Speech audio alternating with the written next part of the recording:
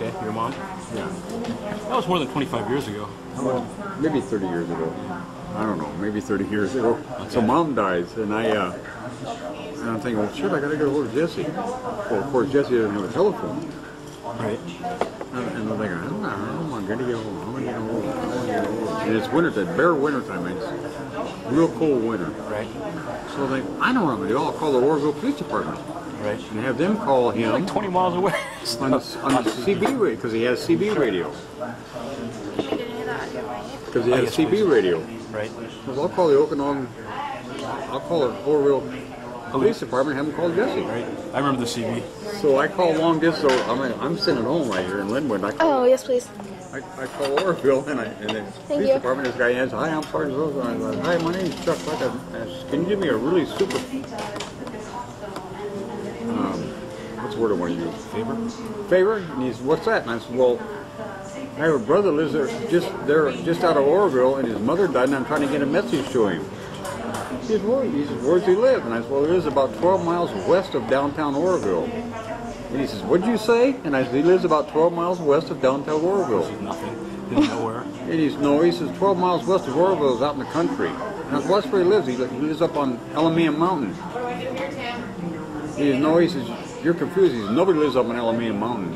And I said, "Well, that's where my brother lives. He lives on Alameda Mountain, and he's on a CB radio, and he's on channel such and such. You call him and let him know that I called, let him know his mother died."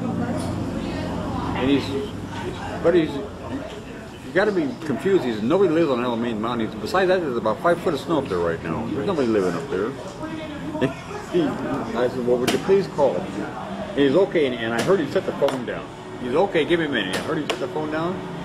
And then he come back to the phone. He says, "Well, what's his call number? What's his call name?" I just called. I said, "Get on channel such and such and call for Mountain Man." And he slaps. I could hear the phone slapping again, and I can hear him in the background. He's going, Mountain Man, come in, please. Oroville Police Department. Mountain Man, come in, please. Oroville Police Department." And there was no response. And he comes back to the phone. He says, "Well," he says, "I call you," but nobody's responding. And I said, "Yeah," so I was listening to you in the background. I said, "But don't tell me the police department. Just call him and tell him you got a critical message for him." So he called back and he says, Mountain Man, calling with the critical message. Mountain Man, calling with the critical message from Charles Clark." And all of a sudden I can hear Jesse on the phone with me.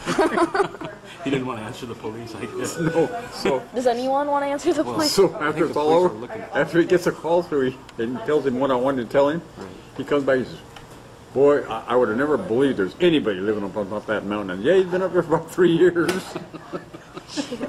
Well, now his location's been found. I could just see the look on Jesse's face when the guy says Oroville Police Department.